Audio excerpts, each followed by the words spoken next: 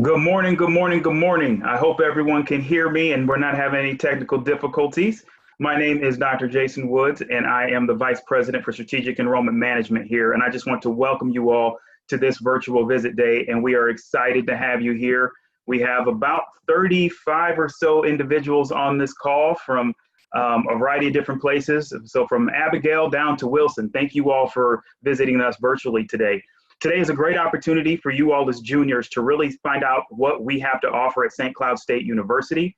We understand that these are unprecedented times for you all. Many of you might be starved for interaction with individuals. Maybe many of you are frustrated with living with the people inside of your houses, but you all have to remember that there is a future. We will move forward and we will move through this. And I think all of you who are on this call are taking that opportunity to move through this and move forward, thinking about your future and thinking about your college selection process. So we thank you for being here. A couple things for you to remember today. I always talk to people about we are BREE, stands for BREE. We are a bridge to resources, and we want to encourage engagement. So when you're on our campus, we want you to have that opportunity to know that we are all here from you. And then the other thing we want you to do while you are on our campus is we want you to own your greatness. We know that all of you are going to be coming here with different thoughts, different mentalities. And at the end of the day, we want you to graduate 4 years later, knowing how great that you are and what you were able to achieve. So we are excited to have you here with us today, and I hope you enjoy your visit. Thanks for being here.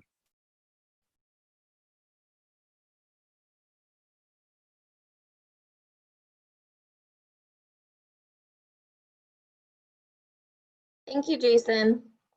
So I'm going to get started with our admissions presentation. So welcome to St. Cloud State. My name is Catherine. I'm an admissions counselor here, and I did my undergrad at St. Cloud State in psychology, and then I also did my master's program in school counseling. So if you have any questions about psychology, let me know, but I'm going to tell you a little bit about St. Cloud. So St. Cloud State is a medium-sized school. We're about 12,608 students. So if you compare us to like the University of Minnesota, they're about 50,000. And then if you compare us to a private school like St. Thomas, St. Ben's, what have you, they're about 4,000. So we're in that in-between stage. We say that we're not too big, we're not too small, we're just right. And then we also have 200 undergraduate programs.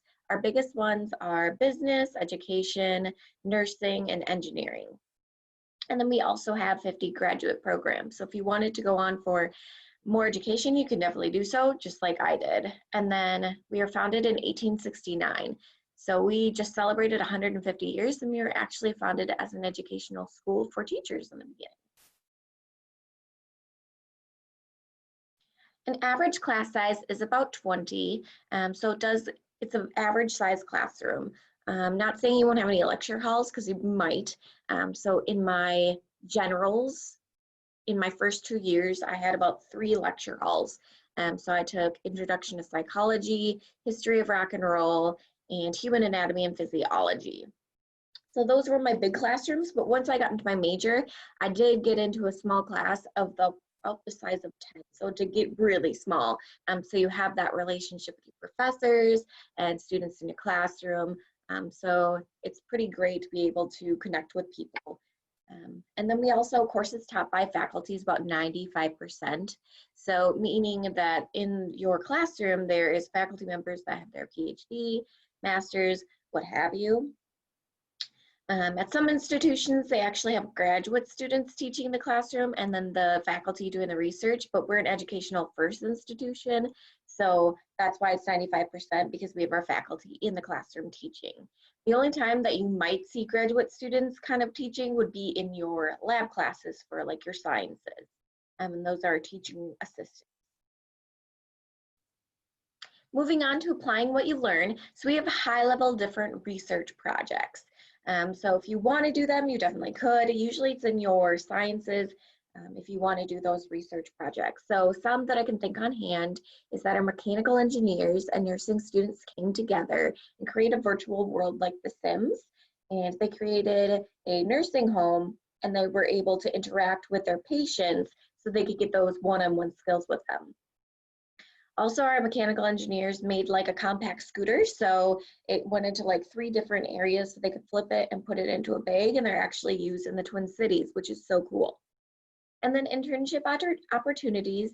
It depends on your major whether or not you're going to have one to graduate or if you just want to have one for fun.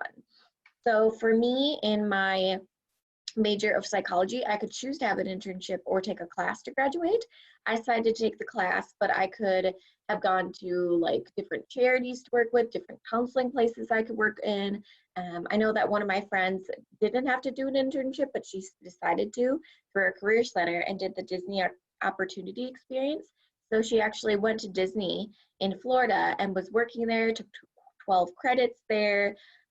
She worked there, got into the parks for free, and then she came back a semester later and she said that was just so fun for her. So that's something you can look into if you want to do something different from your major. You can definitely do so. Industry partnerships. So again, depending on what your program you're in, we partner with different people.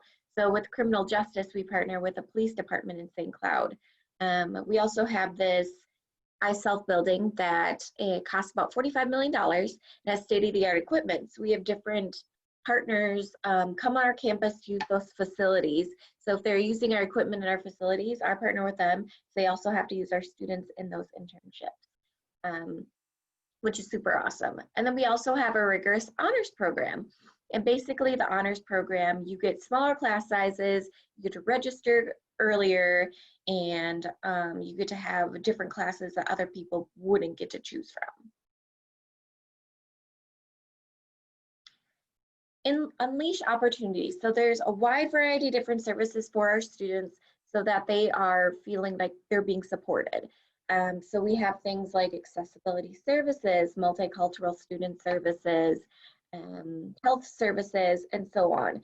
So Career Center is one of the ones I already talked about, but what they can help you with is making a resume, a cover letter, mock interviews. They also have interest inventories. So if you're undecided and not sure what you want to go into, you can definitely take those and they'll help you through it. So for me, I took what's called the Focus 2 twice in my undergrad to kind of help me figure out what I would be good at. And it helped me figure out that I wanted to be in the counseling field. And then they also have job fairs about 3 to 4 times a semester, and we have about 75 different companies come on our campus that you can talk to, which is awesome.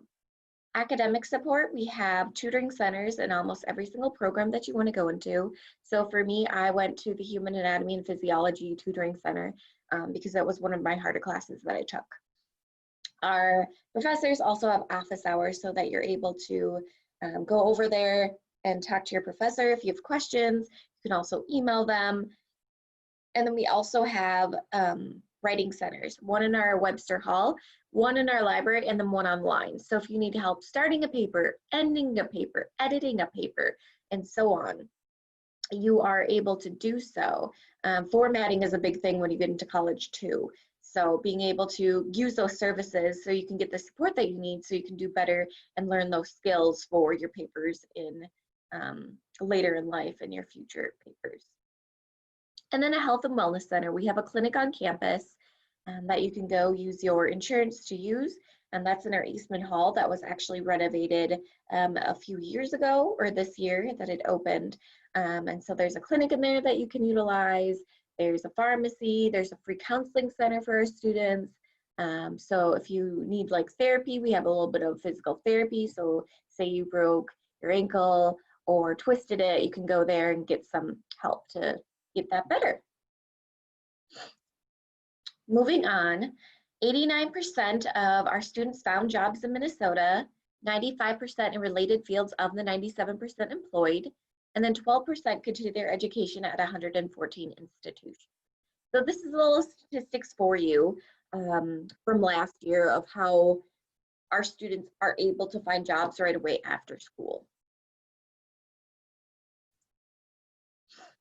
If anybody's interested in study abroad, I think that St. Cloud State is one of the best places to go if you want to study abroad. We are one of the only schools that have first-year programs where you can study abroad. We have about 4 different ones. And so studying abroad, you can go long-term or short-term. Long-term is usually semesterly long. And then short term is usually spring break, winter break, summer break. So one of our most popular long-term one is in Alnwick, England. If you've seen Harry Potter 1 or 2, that castle in the movie is actually the castle you live in. So you live there, you take classes there, St. Cloud State professors are over there. Tuition is very comparable to St. Cloud State tuition. The only difference is about $1,000 for airfare to actually get over to England. Normally that is your general courses that you take over there, and first year students can go utilize that. So like I said, that's one of the most popular ones. And then you can also do short term. So short term could be winter break, summer break, spring break, and in that you can do more of your major. So psychology, since I was in there, they go for 2 weeks in the summer to Greece and Sweden, Italy, so you can go more into your major, so you can take major classes. So we had 35 plus educational abroad programs in more than 20 countries. If there's a country that's not something we have, we can still connect you with other institutions that go over there, which is great. And then we also have 1,200 international students from more than 90 countries. So I've met people from Nepal, Sweden, Ireland, South Africa. So you meet a wide variety of different people around the world, which is great. Engaged on campus. So even though you're here for an education, we still want you to have fun. So we have 250 plus clubs and organizations. So we have things specifically to your program, so like nursing club, psychology club, criminal justice club, and then we have fun things. So we have like swing dance club, fraternities and sororities, we have cheer team, we have club sports, we have skydiving club, it goes on and on. So there's a wide variety of different things that you could choose from. We have what's called Main Street within the first 2 weeks of school. And so basically it's, if you've seen Pitch Perfect or Monsters University, where you're like walking down the sidewalks and there's like different organizations, that's what we have. And they're usually out on a Tuesday from like 9 to 3, and you can go talk to people, you get free stuff, you can sign up for different things. It's super, super cool to get connected and start meeting new people. Students also have free access to concerts and theater. So our band concerts, our choir concerts, as well as we have a small movie theater on campus. And usually those are movies not yet on Blu-ray, but not yet, or out of the theater, but not yet on Blu-ray. So that in between stage. So we had like Frozen 2, The Joker, what have you.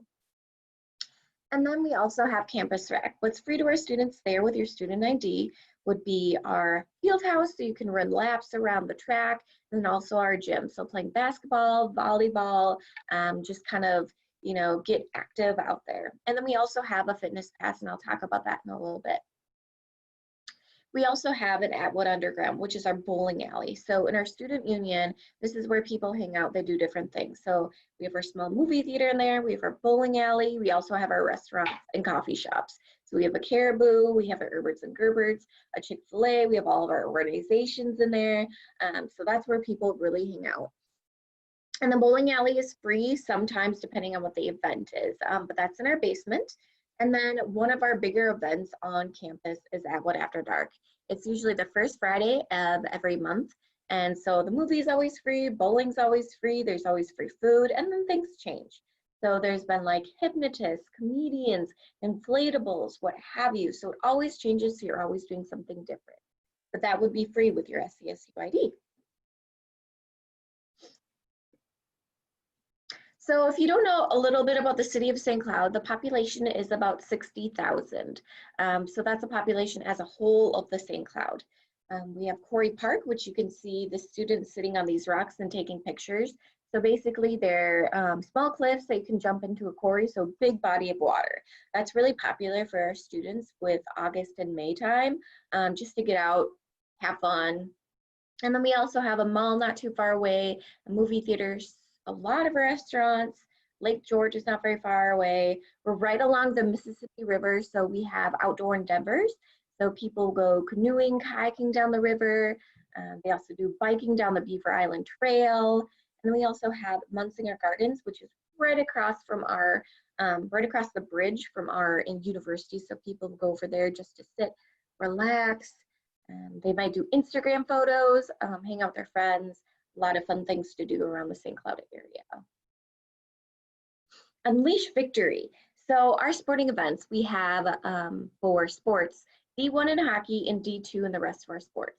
What is cool about St. Cloud State is we're one of the only institutions that allows our students in for free for any game admission sporting event. So if you want to go to a hockey game, volleyball game, basketball game, you can definitely do so with your student ID. We're also the 4 times national wrestling champs, which is great. It's so cool. Fitness center. So I talked a little bit about what was free for our students, but the fitness center is about $40 a semester. What is included in there is the fitness center itself.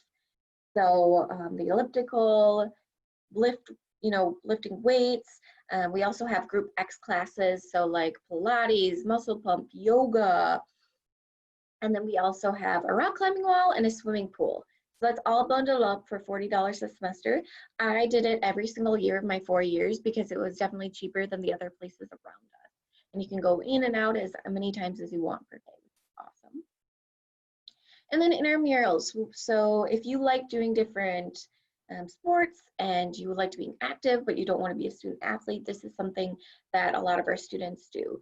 So you can do glow in the dark dodgeball, capture the flag, hockey, football. You get a bunch of your friends together or just join a team and you go against other teams that are in that sporting event.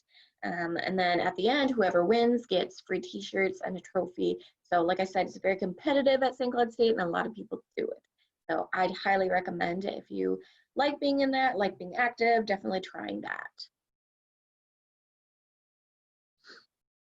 So being a part of our community, residential halls. So freshmen are required to stay on campus their first year. We have 4 residential halls for freshmen to choose from. It's 2 are renovated and 2 are traditional, so you can choose which one you want to live in, as well as choose what roommate, if you know somebody who is going there too, you can choose your roommate. And then we also have 2 upperclassmen. One is an apartment and one is more of a dorm-like, but it's a lot more affordable for students. On-campus amenities include Wi-Fi, cable, as well as laundry. So laundry, you can download an app, and that app will show you what washers and dryers are open, as well as when your laundry is done. So you're not going up and down the stairs. This is something that you can download. You get 10 swipes, 10 swipes for wash, 10 swipes for drying, so per week, so you will not run out of swipes. I think I went through like 3 a week, maybe. So just know that that's right on campus. You don't have to pay for it. And then students also have free access to the Metro bus. So you could just show your ID, you can get on the bus, you can go to the mall, you can go to Quarry Park, what have you. I did that my freshman year. And then as an upperclassman, I brought my car on campus. You are welcome to bring your car on campus. It does range in parking passes from the cheapest at $160 to the most at $500 a year. You can pick where you park, and there's a bunch of different parking passes online that you can look at. Your safety is our priority. So at most institutions, you'll see these blue emergency lights. So if you feel unsafe at any time, you can press that, and our on-campus police, which are called public safety, can come escort you or help you in any way. This is more of a proactive thing to make sure that you feel safe. Also in our dorms, we have a swiping system. So our first set of doors are usually locked from 7 p.m. to 7 a.m. and then from 7 a.m. to 7 p.m. they are unlocked, so anybody can go through. And then you'll hit our information desk and you'll see a second set of doors. Those second set of doors are always locked. So you always have to swipe in, and you're only registered to your dorm. So your dorm, if say you went to your friend's dorm, they lived in Mitchell, you couldn't swipe in. You'd have to call your friend to come get you. And then obviously you have your keys to get into your dorm and then a PIN code to get into your bathroom. So very safe, very secure. Forbes granted us the most affordable top colleges in the top 3%. This is nationwide. So we're in the top 3%, which is great. We're very affordable. That's one of the reasons why I chose St. Cloud State. And about 88% of our students received financial aid last year, and about $100 million was granted. So that included a financial aid packet, your scholarships, grants, loans, what have you, for that $100 million last year for our students. Moving on to cost. So as you can see on the left-hand side, you're going to see the cost of attendance depending on what state you live in. So Minnesota and Wisconsin is about $19,584, and then you can go down and see what your state would be like. And then on the right side, the residential cost breakdown. So tuition and fees, we're banded tuition, which means whether you take 12 credits or 18 credits, it costs the same. So if you cut that 8,656 in half, that is your semesterly tuition and fees. And then together, that is just your all together ones. So for me, I took about 15, that's the average. If you can do more, great, because then you'll get out faster. If you can handle 12, so sometimes I took 12 credits because I had harder classes, and then I would take summer online courses to make up those credits. And then housing and meal plan, that is the most expensive dorm with the most expensive meal plan.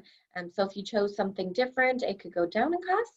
And then books and supplies, that's a very high estimation of your books and supplies per year. So that 1,200.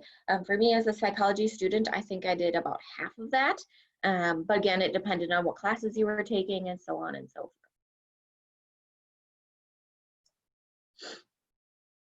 Presidential scholarships. So this is one of our bigger scholarships on campus. All you have to do is apply to our institution. We look if you're eligible for it. So that is based off your class rank. If you're in the top 30%, have a GPA of a 3.3 or an ACT of a 23. So depending on where you rank in that, you could be eligible for that scholarship, and you would get an email from us letting you know if you got that. It does range from $750 to about $5,000 annually. It is renewable up to 4 years. So say we granted you $1,000, that's $4,000 because it's per year for your 4 years. And then if you are not an in-state student, you can look at the non-resident tuition scholarship. So that's based off of your class rank, your ACT scores potentially. There's no deadline for that, but it also can be used with the presidential scholarship. So if you are out of state and get that in-state tuition, you can also have the presidential scholarship, which is awesome for our students. And then Huskies scholarships. So we have a pool of about 500 scholarships. You've about a pool of about 500 scholarships. You have a blank document. You'll write down like your ACT score, your GPA, what makes you you, what activities you've been involved with, and then it'll come to us. We look at what you're eligible for, and then we send you those scholarships that you're eligible for. So you're not scrolling through all these different things. And you could be eligible for a number of different scholarships, and that opens up in January and closes in March. And then we look through it in April, and then you'll get, if you get a scholarship, you'll know by like May. And then we also have this Access STEM scholarship. So if you're in that field, we have the application itself, application deadline, as well as you can get up to $9,000 a year if you're in the STEM field, and then you have to be Pell eligible for that as well. So our admission requirements, look at a 3.0. If you have a 3.0 or higher, you're most likely going to be in the institution. If you have something below that, we might look at your ACT scores, as well as might look at your application as a whole and might ask you some questions. Application materials, we have the application itself, an application fee, high school transcripts, your test scores, and then any courses for college credit. So a lot of students come in with PSEO, AP courses, CIS. We look at all that, and we will work with you to figure out how many credits are coming in and so on and so forth. Today, our panel is going to talk about academics at SCSU. So unleashing potential through academics. Next slide, please. All right, so I wanted to introduce myself as Hannah did. My name is Chris Lipkowski, and I'm the Director of Undergraduate Programs in the Herberger Business School. And with me today are my colleagues from the other schools and colleges around campus. So they'll be joining us in the chat and answering any questions that you might have about specific programs or academics in general.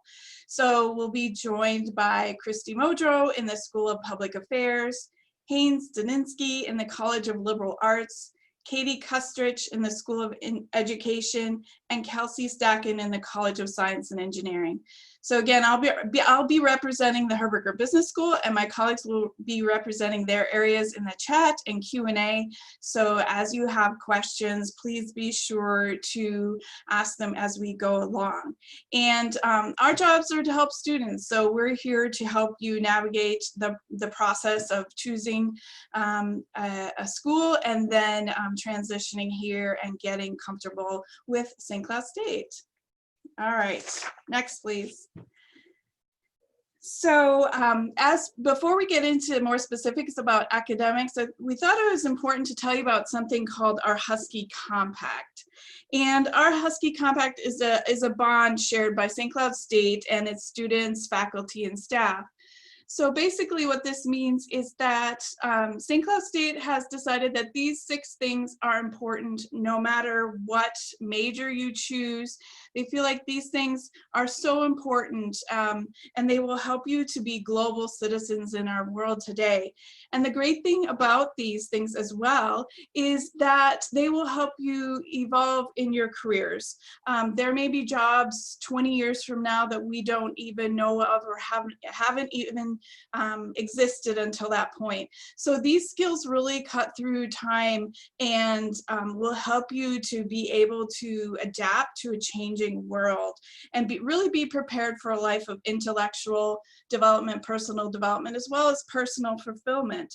It will help you to deal with those challenges that come throughout your careers.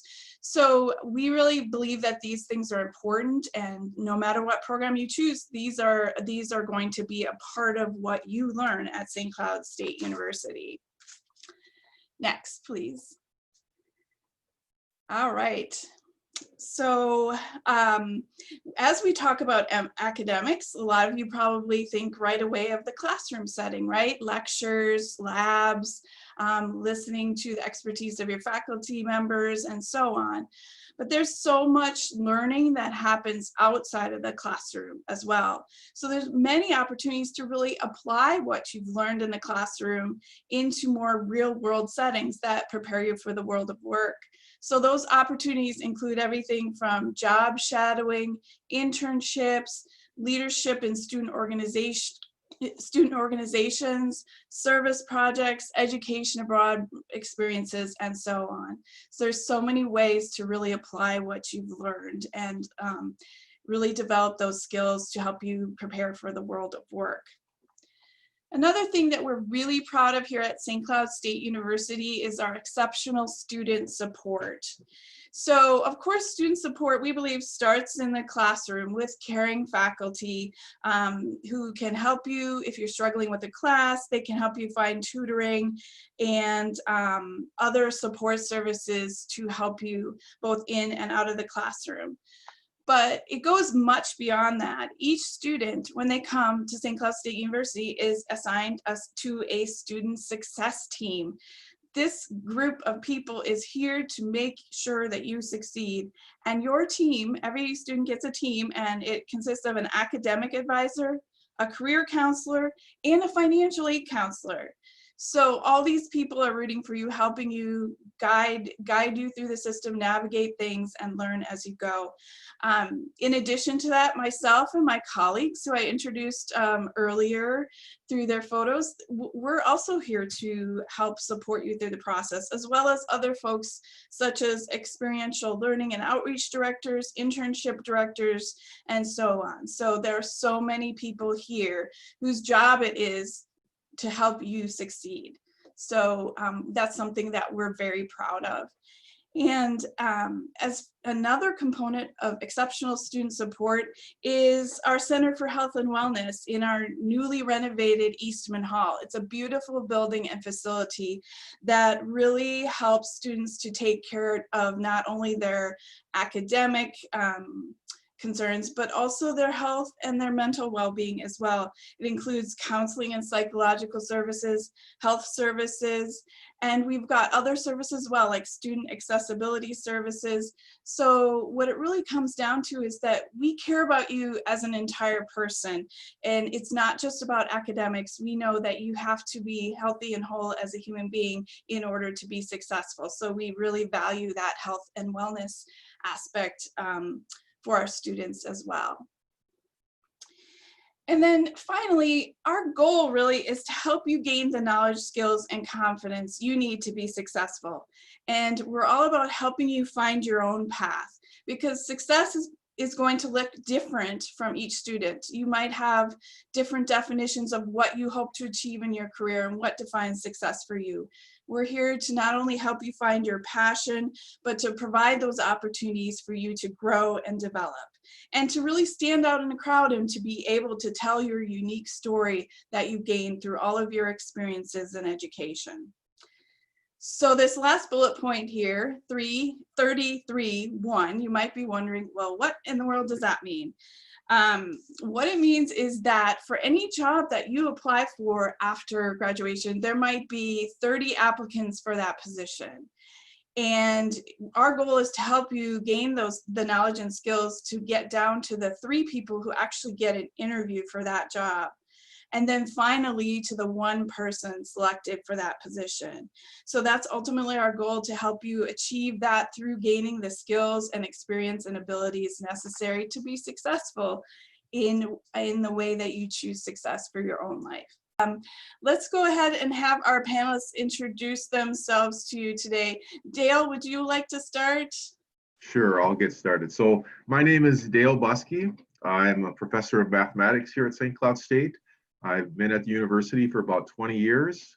The past 3 years or so, I've also served as an interim associate dean in the College of Science and Engineering. So I've got some experience from that as well. All right, thank you. Julie, would you like to introduce yourself? Hi, I'm Julie Pitzer.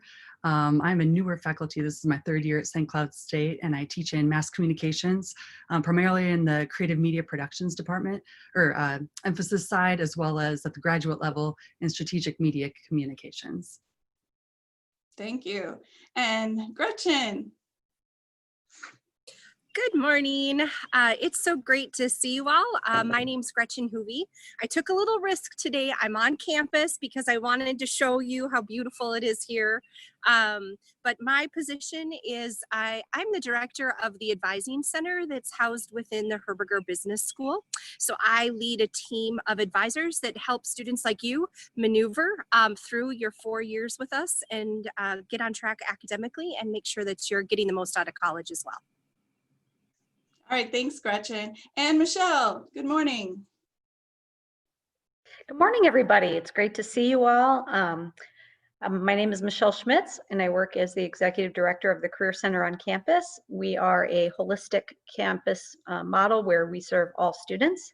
We serve prospective students like yourself and alumni. So we're here to answer any questions. I've been on campus for about 15 years, so I've seen a number of different things. So we're really excited that you're joining us today, and please ask any question. We're really excited to hear what you're thinking and how we can help you process.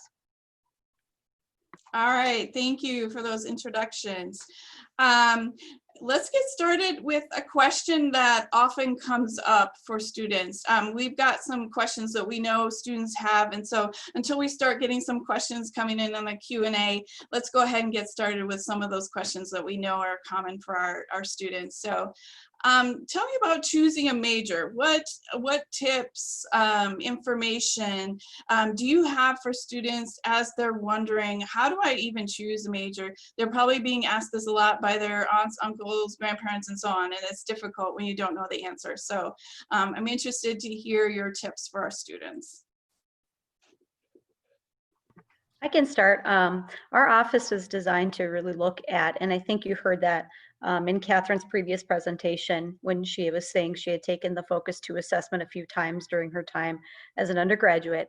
And, you know, assessments are one tool to help you really understand who you are, but they're not the begin all and they're not the end all. They're a tool to help you kind of really trigger it, go through your memory and your memory box and kind of say, what are some of the things that I am good at? What are some of the things I have enjoyed that I'm interested in? How does my personality fit in with all of that? So it's just one tool, but I really think in terms of identifying who you are and what kind of major you want to go into, you want to explore some different courses. You have the luxury of coming into the institution to try out various courses. You may have something in mind already. That's great. Definitely take those courses to align, because there are programs that are going to be more rigorous that you need to stay on track to graduate. But you know, take the time. That's when summer is a great time to take summer courses to try to explore things as well.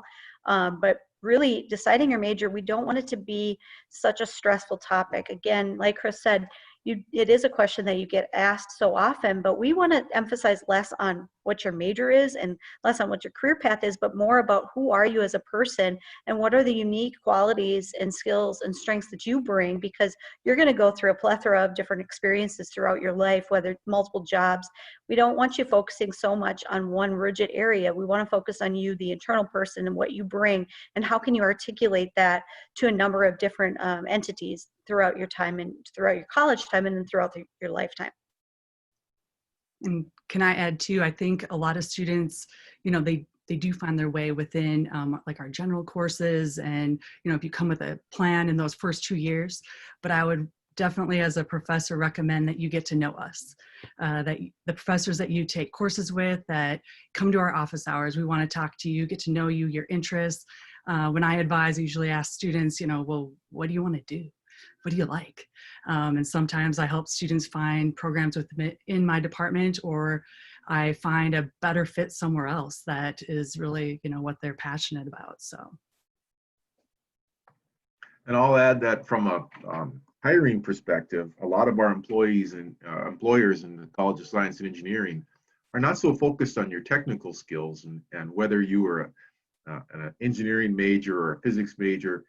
They really want to know what other talents or skills you bring to the table. Communication is always something that's mentioned by our advisory boards. Developing lots of different skills that you can utilize in your lifelong career is something that we're really interested in. And the other thing I'll mention is, don't be thinking that you have to have your major chosen right when you get here. That's just not true, okay? Many students change their major. I changed my major when I was a student, when I was a freshman, first year. It's very common. My wife changed her major. Both my daughters changed their major. My youngest changed her major 3 times. It happens, okay? You're going to pursue your passion. You'll find it. It'll get there, and you'll get there through the exploration and the advising that folks here at St. Cloud State can give you along the way. All right, thank you all. We've got a question in our Q&A about what is a typical day or school week like? Gretchen, do you want to give that one a try? Sure, I can. I saw a question in there about AP scores too, that if you need me to address, I can. I think that a typical day, there's no such thing, right? One of the beauties of being in college is that you have some classes that meet every day, and you have some classes that only meet 2, maybe even 1 day a week. And in between that, you've got study groups that you're a part of. You're probably in some student organizations. Julie's students are running the television station or the newspaper. And so there's so much going on all day. I think the best, though, if I could make it as compact as possible, it's like class, study, eat lunch, go to your student organization, do something fun with friends, study again, go to the Garvey and have dinner with the people that you're living with, study some more, probably stay up too late.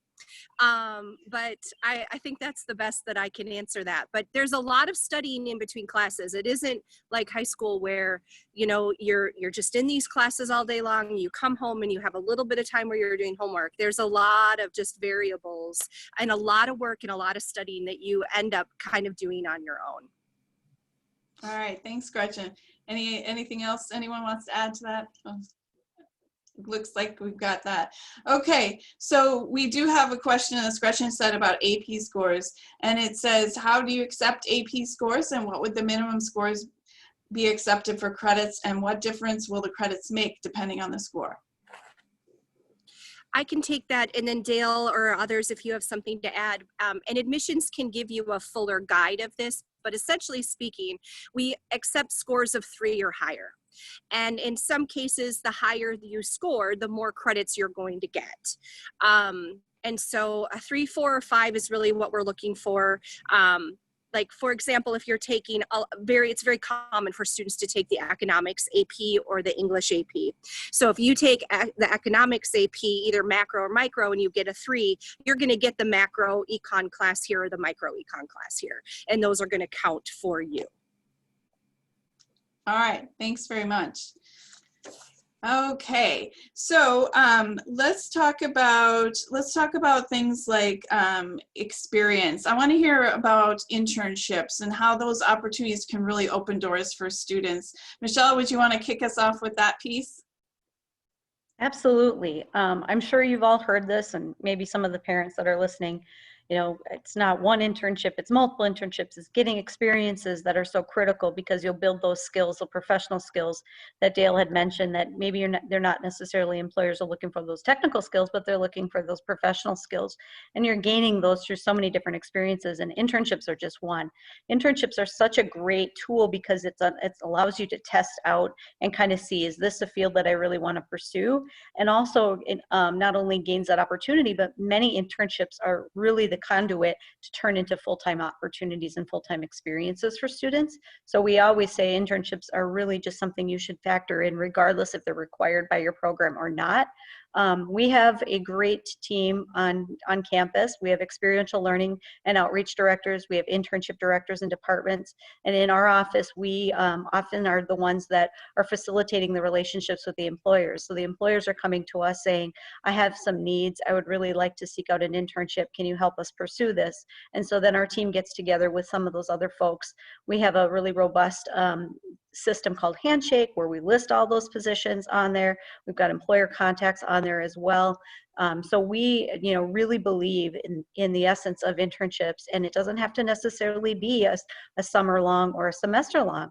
Right now, there's a lot of traction going on with micro internships and looking at project-based internships. If you think of the world right now, we're all working from home, or some of us mostly are working from home, and those shorter-based projects that students can be doing from home or for employers are really critical, and those are gaining a lot of traction. And so we're going to keep our fingers on the pulse of that, and we're going to make sure that we help you, but most importantly, engage with the faculty, the internship directors, the experiential learning and outreach directors, and our employers, to make sure that you are all seeing and getting the ones that you are really interested in.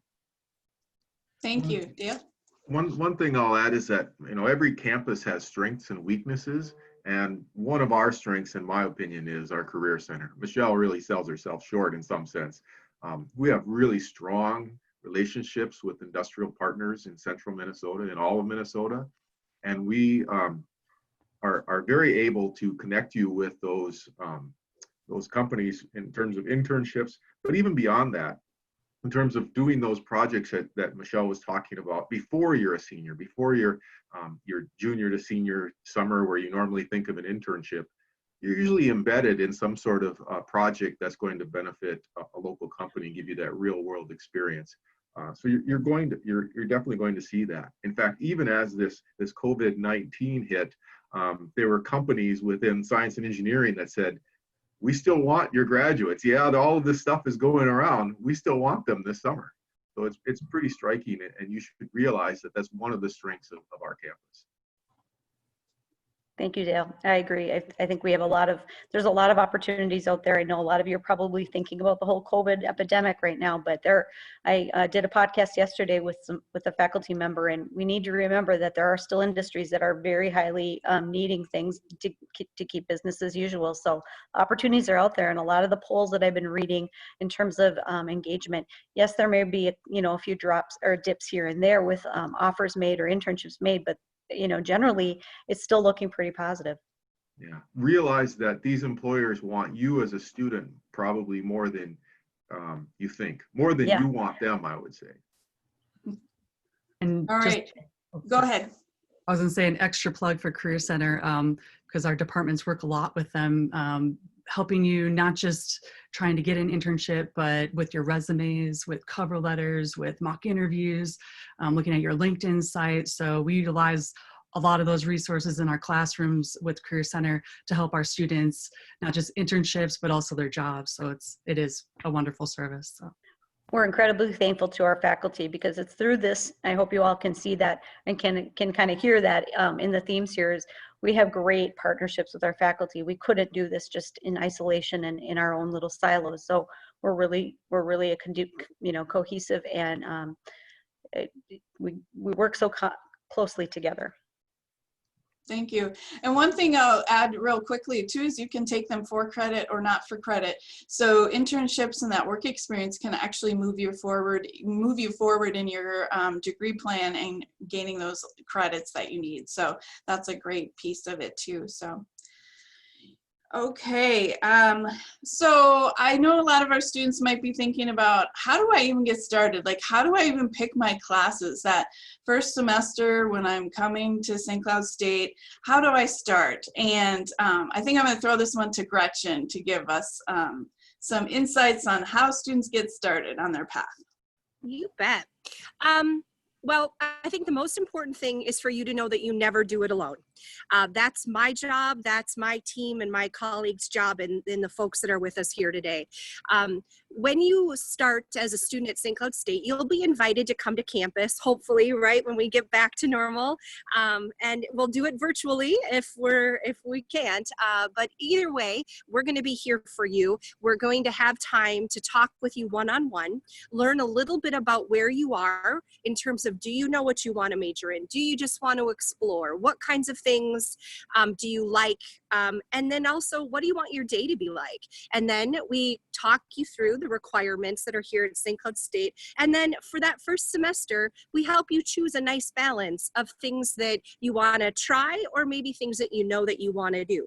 Usually students have some idea, and so we'll maybe choose 1 or 2 courses that we know that are going to be good choices for your major, and then 1 or 2 courses that are what we call our general education or our liberal education courses, so that you still get to explore and try out new things. I mean, the coolest thing about college is there are subjects and areas of study here that you don't even know exist yet. I mean, I came here and I had no idea about some of the things, and so it's really fun. You get a nice chance to explore.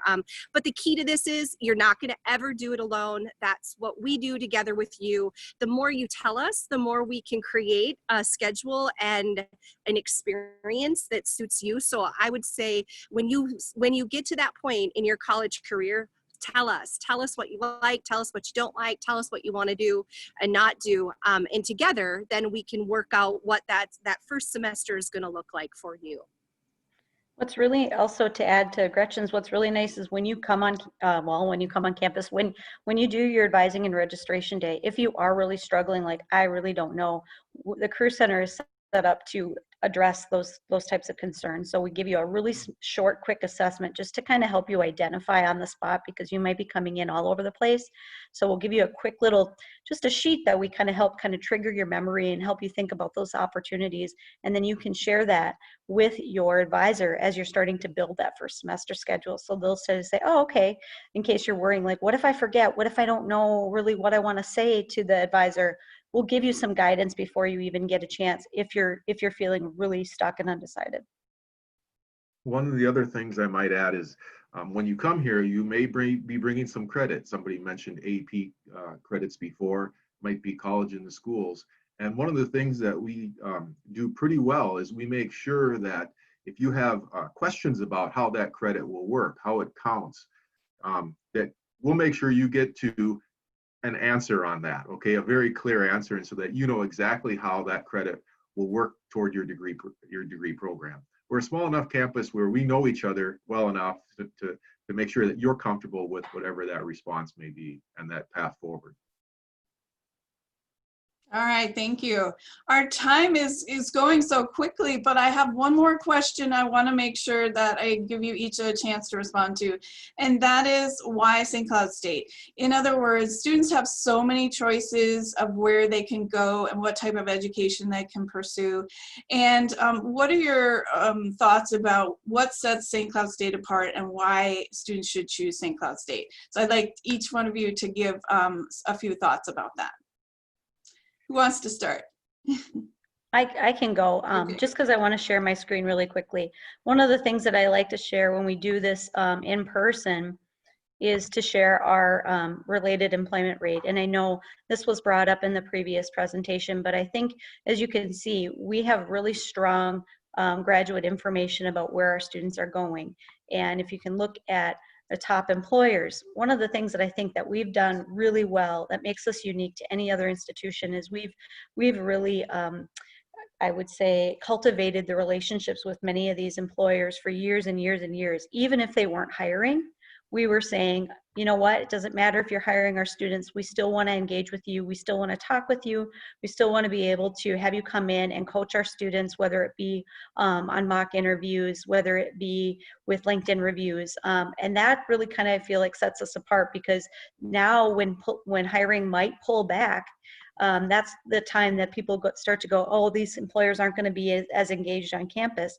But I think, like I said, we've cultivated relationships with these employers for so many years that I don't think it's going to stop there. We were one of the first campuses to have an employer advisory council, so we lean on them. We spoke with them last week, and we've already learned kind of where they're at, the status of what they're doing. So we're in tune with what the market needs and where we're going, and we lean heavily on those partnerships. Yes, I can go next. Well, for me, the reason I chose St. Cloud State, which hopefully you'll see, is really that student-centered learning and our small classroom size and the ability to give hands-on experiences. So in my department and area, being able to work with equipment every day, work with our Adobe software, going out and doing projects, that small space, getting to know your colleagues and being able to collaborate, as well as your professors in that smaller classroom size, is really, I think, beneficial in learning environments at higher ed. Thanks, Julie. Dale? Yeah, I'll let Gretchen go last. She's always got the best answer, it seems, on a question like this. Partly because she's alum. So one of the first things I want to say is that many of you are high school seniors. Many of you are probably in Minnesota, and I know that right now it's really difficult. I mean, yesterday, Governor Walz, with his announcement about school not returning this year, was really hard for a lot of you. In fact, I've got a couple of nephews who are graduating, class of 2020, just like you. And when she heard that announcement, my wife, when she heard that announcement, she came in the room just crying, because she knows, I mean, we all know how difficult it is right now. And it reminds me that schools like St. Cloud State, we really are a social beast. Faculty, staff, and students, we spend a lot of time interacting with you. I mean, I love my job, partly, mostly because I get to interact with students, right? I like math too, don't get me wrong, math is awesome. But doing math with students is what makes it so wonderful. In terms of what sets St. Cloud State apart, part of it is that the social interactions that we have, our culture, if you will, the diversity that we have on campus is really unparalleled. It's phenomenal. The work ethic of our students, when you see that, it's really striking. The other thing I'll mention is two other things that really set St. Cloud State apart in my mind. One of them is our stewardship of place. And what that really means is that we're here in central Minnesota, and we care about the social economic development of the region. So you'll see things like we just canceled a couple of events, a Huskies event and a math contest, where we would reach out, work with industrial partners on solving their problems together with our students. Our math contest is in connection with local K-12. Right now, instead, we're 3D printing PPE. I mean, that's just what we're doing for the local health community. So our industrial partnerships are really strong. And then the other thing, of course, and Gretchen will mention this too, is in terms of the value for the money that you pay, unbelievable. I mean, so in terms of cost, you see that as well. And so all of those things together, I would say is what sets us apart. Thank you. Gretchen?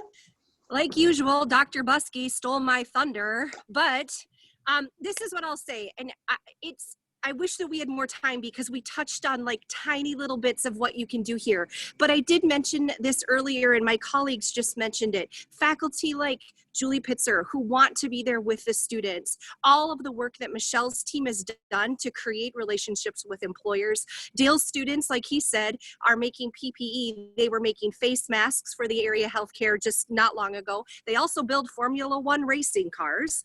Julie's students are running the television station, like I said, as well as our radio station. My students have over $200,000 that as part of one of their classes, they invest in the stock market. It's real money, it's real choices. And so you're living out what you'll be doing when you're a student here, right? You're gonna have tests, you're gonna have books, but there's so much more that's going on here. And at a time when families are making really tough decisions about where and how to invest their money, this is a solid investment for what you get, for what you're going to have to invest to be a student and ultimately a graduate of St. Cloud State. You cannot go wrong. There is not a better option out there. And I say that because I'm a Husky, my husband's a Husky.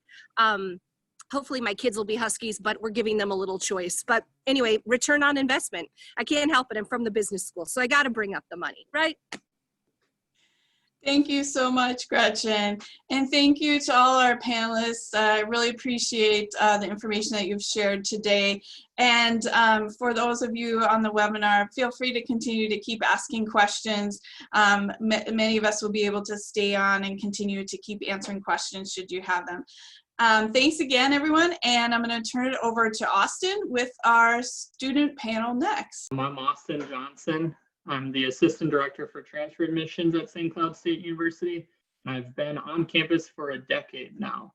So I was a student for my bachelor's degree, continued for my master's, and I've been working for almost 5 years at St. Cloud State. So we're really excited for you to kind of hear directly from our students. And I'll kind of let them get started. So it looks like Alec, you're unmuted if you want to take it from now. Hello, everyone. My name is Alec Haferman. This is my third year here at St. Cloud State, and I am majoring in biomedical sciences. And I come from Edgar, Wisconsin, which is a small central Wisconsin town.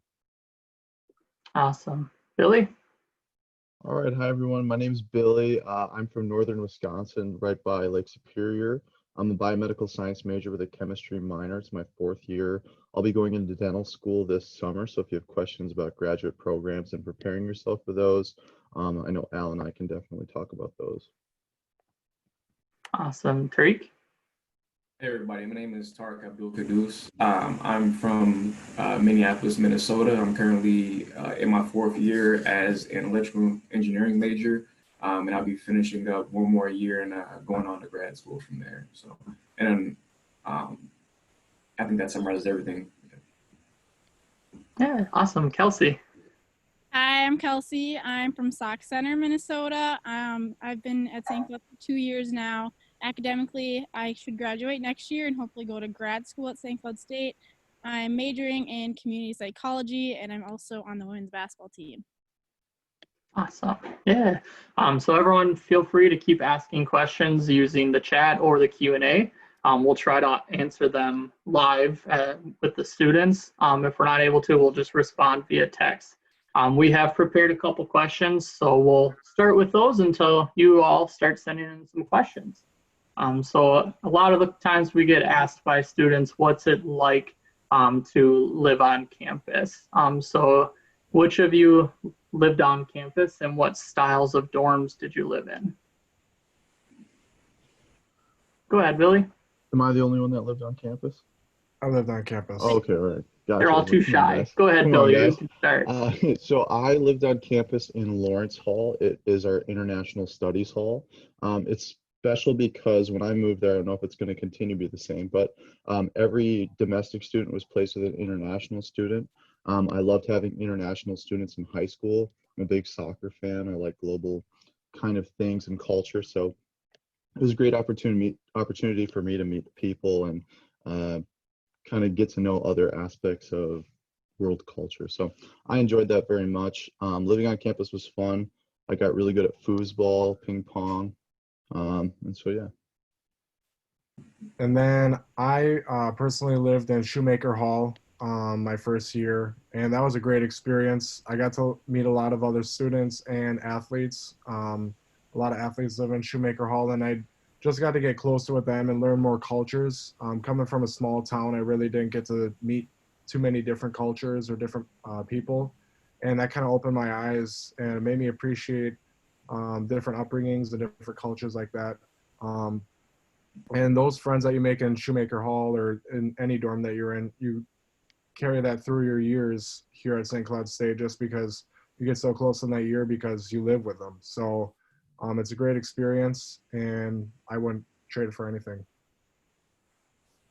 So I had lived in Sherburne Hall my freshman year, and the thing that I think was really nice about living on campus, especially during my freshman year, is that it opens up a lot of social opportunities in a new space that is away from, you know, the norm that a lot of us have when we're in high school at home and with our high school friends that we may have grown up with.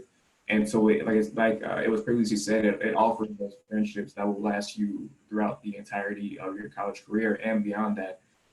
Also, my favorite part about Sherburne was that it is connected to the Garvey food hall, which is our on-campus cafeteria. And so I can just walk right downstairs just with a t-shirt and basketball short and sandals, get my breakfast or lunch or dinner or whatever it might be, and just walk right back up to my my dorm, which is right down the hall. So that was pretty nice. Awesome, thank you. So with living on campus also comes eating on campus. So Kelsey, I know you're one of our awesome basketball players. How did that go for you? Were you able to get all of the food to make sure you were ready to be a great athlete? So yeah, I did for my lunch meal, I did the ultimate one. So basically you go to Garvey whenever you want, and I really like the convenience of it. After class, sometimes my schedule was really packed, and just being able to go there, food's ready. There's different variety of stuff. My favorite thing was the stir fry. The line was a little long, but it was definitely worth the wait.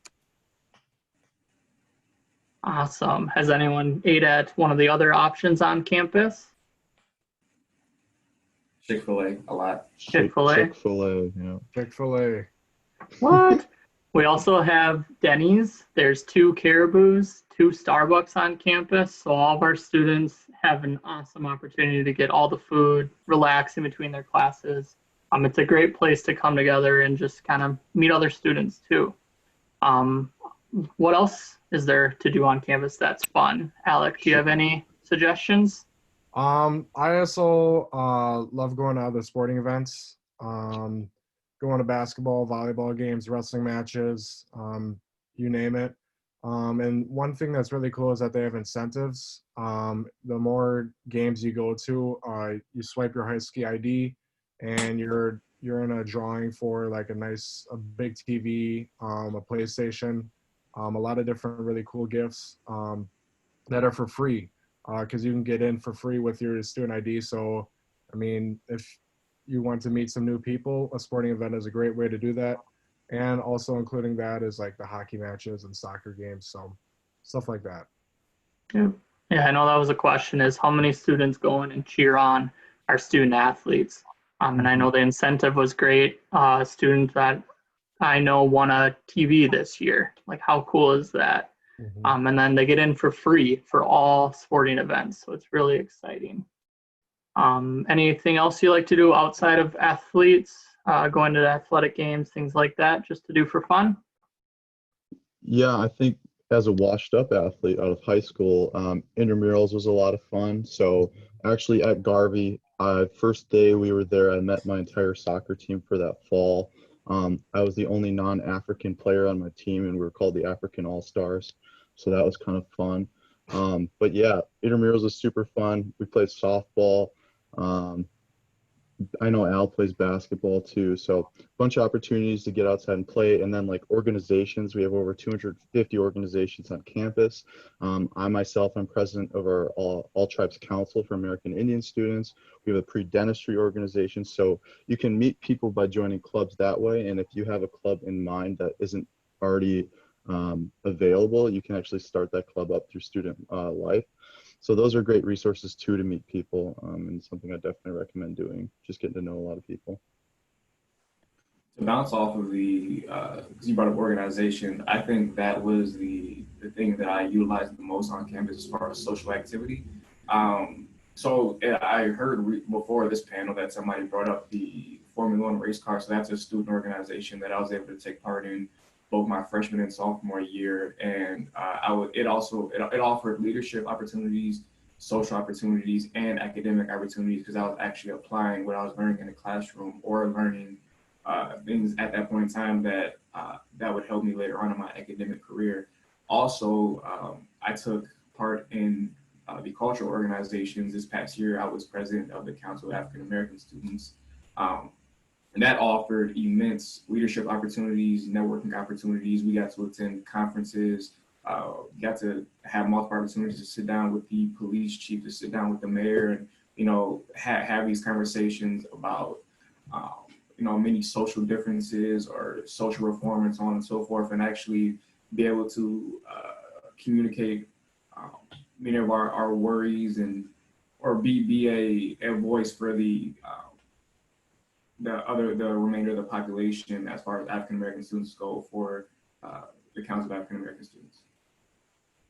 I can also kind of go off of that with events and stuff. I think that's really helped me make new friends, make connections with other people. I know my first year, I went to a Jesse McCartney concert, which was on campus in our Atwood building. That was definitely a highlight for me, and it was $10 for students.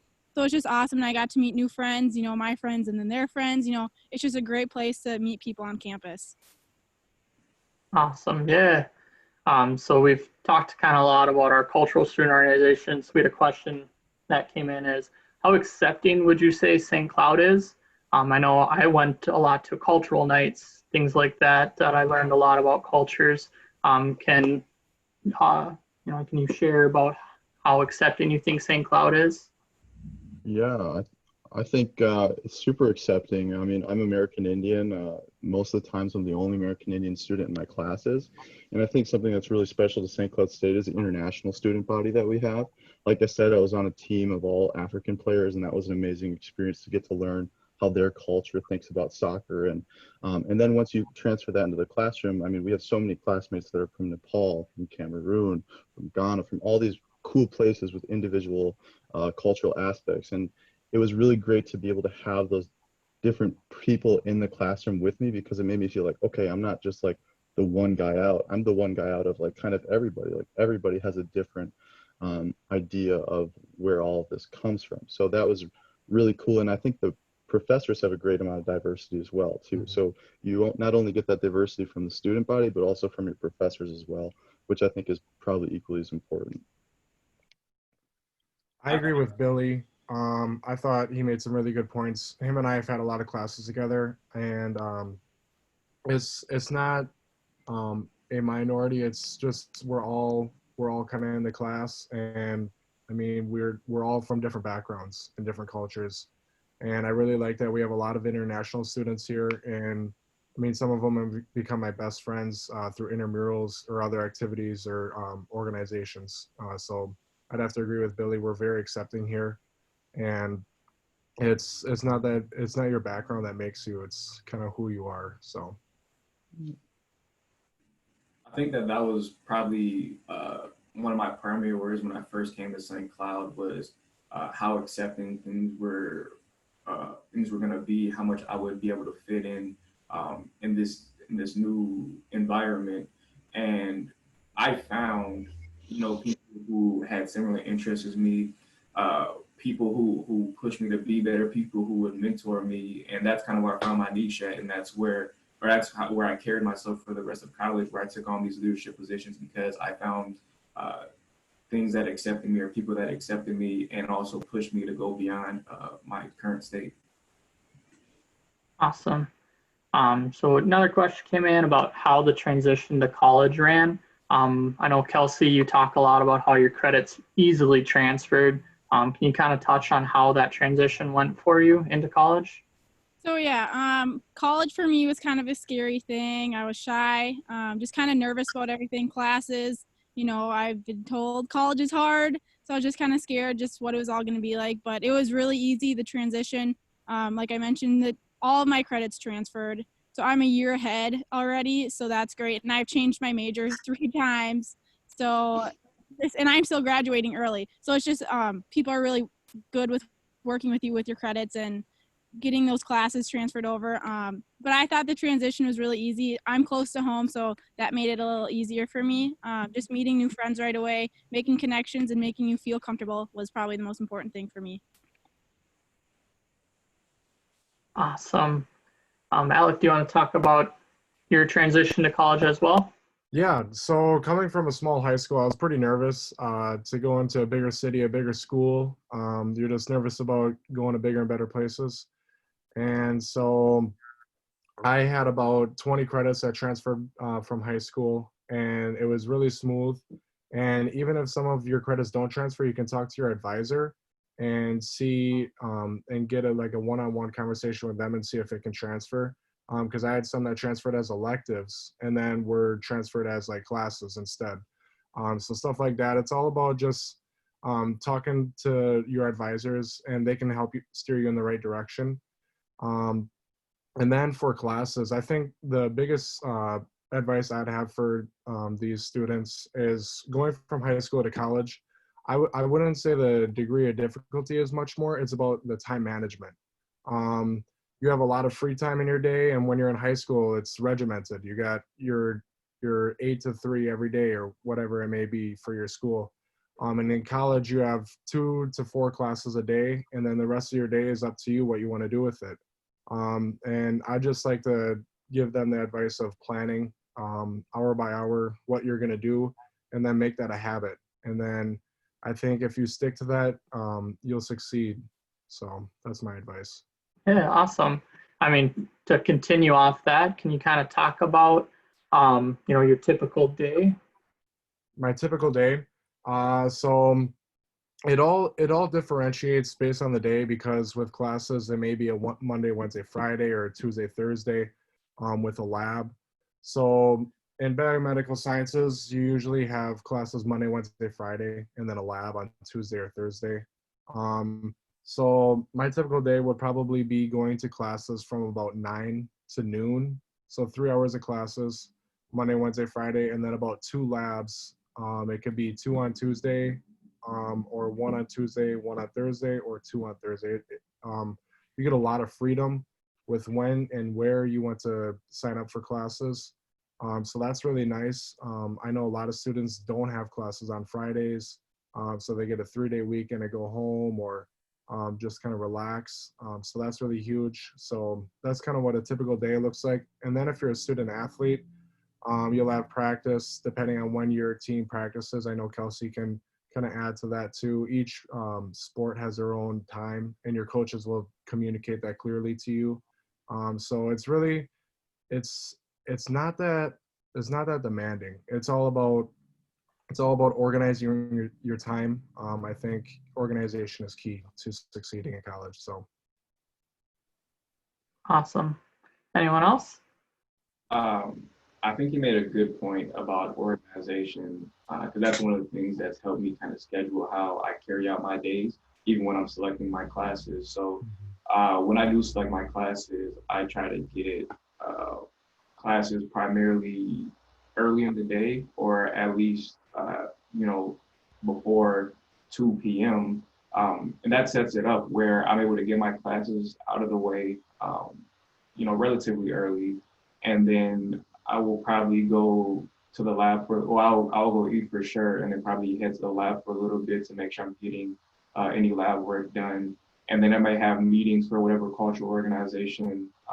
And then I try to do a little bit of self-care. So I'll try to go to the gym and go play basketball, or go to the fitness center and just work out for a little bit. And after that, since I've already taken care of the bulk of my schoolwork earlier in the day, I'm able to go home and relax a little bit and kind of just decompress and reflect on what's going on throughout the entire day and get a relatively decent amount of sleep depending on what the schedule's looking like for that week, if I have exams or whatnot, or the workload I have that week. Awesome. Yeah, so, we were talking about in high school, you're in class from 8 to 3. You're able to just get questions answered right there in your classroom. Billy, can you kind of talk about, maybe tutoring services, the ways that you get your questions answered? Definitely. I'll say one thing about St. Cloud State and a smaller school in particular that's fantastic is that you get that one-on-one connection with your professors. Al and I have a bit bigger classes than most, and probably Tariq as well, than other majors, just because sciences is a bit bigger of a department. So our classes are a little bit over 23, I'd say maybe 40 to 60 after freshman year broad-based classes. But making those personal connections is huge, because maybe I don't have a question about content in class, but maybe I have a question about how that content applies to industry, right? A lot of times science will go through all this stuff and it won't tell you how to make money off of it. So it's really cool to have those personal connections to say, okay, like this was really interesting to me in class. How are we utilizing this in industry? How can I make a job out of my interest in this? And then having all those faculty that know your name, know your interests, know what you do. For instance, like my organic chemistry professor, that's a class that usually has like 300 people in it at a big school. For us, this is about 40 to 50. And having him know that I like fly fishing, I like soccer, and being able to talk about organic materials and how they apply to those things that I'm interested in was huge. So not only can you go to their offices to talk about, hey, I have a question with this or a question with this, but you can even expand off of those. And then to talk about the tutoring center, I've tutored in the chemistry tutoring center for 3 years now. That's a great resource, because you get to go up to a tutoring center that's free for you. It's included in your tuition. You're not paying any extra expenses. And you get to sit down with a group of individuals who are all learning about the same thing. And so over time, as I was a tutor, I got to saw students who would come in a bit nervous to get tutoring, and then students who just came in as a force of habit because they liked being in that place so much, because they were learning with other people, and having great resources. Because when you learn from a student, it's a bit different than a professor that that kind of intimidation factor is gone. And so having tutoring centers for math, statistics, physics, chemistry, we even have a writing center. Those are great places for you to go and be with your peers and learn with your peers, but not necessarily in a class setting, which some people don't necessarily do very well with. Awesome. So, we're talking about a lot of, you'll be going from tutoring centers to the library to all of our athletic events, things like that. I know a lot of times students have concerns about campus safety and, feeling safe on campus. So Kelsey, can you kind of address how you feel safe on campus? Yeah, for sure. Personally, I've never felt unsafe on campus. We have great safety things on campus. We have public safety. It's a 24-hour department that's open. I've used it before. One time I was at the library late at night and I just needed a ride back. I didn't feel safe. It was dark at night. I think any of us would be the same way. And I called them, asked for a ride back to the dorms, and they said, yeah, absolutely. Same with after practices. We've had late practices before, and the gym and Case Hill was complete two ends of campus, and I had to walk back by myself, called them again, and they said, absolutely. So they're there for you anytime. We have a public safety app. We have blue lights, which if you're on campus, don't feel safe, you can definitely press that, and they're there for you right away. So yeah, I think our public safety has been awesome, and they definitely notify us right away when something does happen on campus. So it's just knowing what's going on campus. Awesome. A question just came in about, accepting of religions, LGBT and special needs. I know we have the Student Accessibilities Resource Office, and then we also have the LGBT Resource Center. They just had their Lavender graduation last night. Can anyone kind of talk about those resources, kind of the other opportunities available to students? Yeah, so I'll start off. So there is a really nice LGBTQ resource center in Atwood Center, I believe it is. And that's really open to anyone. There's always people in there to talk to. And then for religions, I know there's the Newman Center, and there's also a lot of like cultural nights. There's like religious nights as well here at St. Cloud. that are open to people to just kind of connect as well, to just show that it's not just you. And I think that's really cool. And then if anyone else would like to add, that's all of that stuff. To speak from the Muslim perspective, we have two places on campus where we have area to pray, our very own area for prayer. We have the Muslim Student Association, and then also not too far off campus, actually one of them right across the street from the Corbin Apartments, which is some SCSU apartments. We have one of the mosques where you can do all your religious practices and whatnot. So I think there's quite a few resources for Muslim students on campus. Awesome. So we'll finish up here with the last advice you would give to our students so that they'll be successful at St. Cloud State University. We can start with Billy. Sure. I'd say that the best advice that I ever got is like, you just want to keep your doors open, and it's kind of on you to do so. So I know in high school, everyone's kind of chasing you down the hallway, trying to get you to do certain things and get certain things done and be a part of this or that. College isn't necessarily that. We do have great advisors on campus, but they're not going to map out your degree for you, right? They're not going to hold your hand through every step of the way. A huge part of college is learning how to use your resources. We have all these available resources to you, and the beauty of St. Cloud State is none of them are added cost to you. So we talked about tutoring centers, we talked about the field house, organizations, all these different things. These are great resources for you. I got into dental school. I have no doubts in my mind Al will get into medical school. Those are really tough things to get into, but it was up to me to utilize all the resources that I had. And that took a little time to get used to and accustomed to, because in high school, it's like, oh man, you're involved. That's kind of lame, right? But no, like college, like get involved, do things, get out of your comfort zone, and they're all going to attribute to that application to a job. Because I think the number one thing about college is you're trying to get a job. That should be your number one outlook on college, right?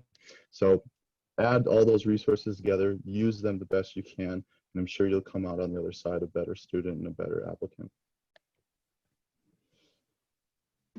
Awesome. Go right ahead. Sorry to interrupt. Would I be able to quickly do I have another meeting I have to get to in like 1 minute? Yeah, no worries. Thank you. So just some quick advice. Try your best to be open to as many opportunities as possible, because college offers a lot of opportunities, and a lot of us automatically turn on opportunities because it sounds too hard, or it sounds like a lot more weight added on to our already chaotic schedules. And I'm a believer in coming out fast from the gate, meaning try your best to set yourself up for the rest of your college career your freshman year as far as your GPA goes, because classes, a lot of times classes only get harder and harder and harder. And when you're able to set yourself up really well for your freshman year, that sets the standard for how you will attack classes the rest of your college career. Awesome. Thanks for joining us. Have a great meeting. Alec, you want to go next? Sorry. Sure. So just to kind of piggyback off of what they said, I agree with everything. Just take advantage of everything that's here, the right place, the tutoring centers. They're all here for free. You don't have to pay to get in. And the tutors in there are just there to help you. So I just take advantage of those, because there are a lot of opportunities to use those whenever you have a question or you have a paper to look over. Why not have someone that actually has done that class and been there and done that instead of going into it dark? So I'd give that advice. And then just what I said before, to stay organized and manage your time well.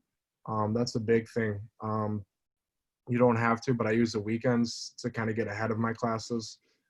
So I'd also kind of give that advice if that's available to people, and just to make friends. You'll feel a lot happier, and you'll feel like you are able to do more because you are happier. So friends are huge, and you'll have no problem making friends here. So that's kind of the advice I'd give to succeed here at St. Cloud State. I absolutely agree with everyone with what they've said, but really going off of what Alex just said about making friends. My first year, like I said, I think I was more passive and didn't really do a whole lot, didn't make connections like I should have, and I wasn't the happiest. But this past year, I've made so many friends, and I'd say like a lot of my best friends are from college, and I think that I'll carry those relationships throughout life now. And just connections with your professors too. I think college is a great place to build a resume. This past year, I've made connections with some of my professors more, and I got a TA position this past semester, tutoring and grading papers and working with professors, and that's a great way to have them maybe write a review one day for you when you need to get into grad school or anything like that. So I just think connections is one of the biggest things, whether that's with your professors or with friends, and if you do those connections, you'll be way happier in college. Awesome. Thank you so much for taking time out of your busy schedule. You can see our students, they had to dip out when their next classes went. So Billy's advice and Kelsey's advice of time management is very real in college. So we'll say thank you again and hopefully see you on campus soon.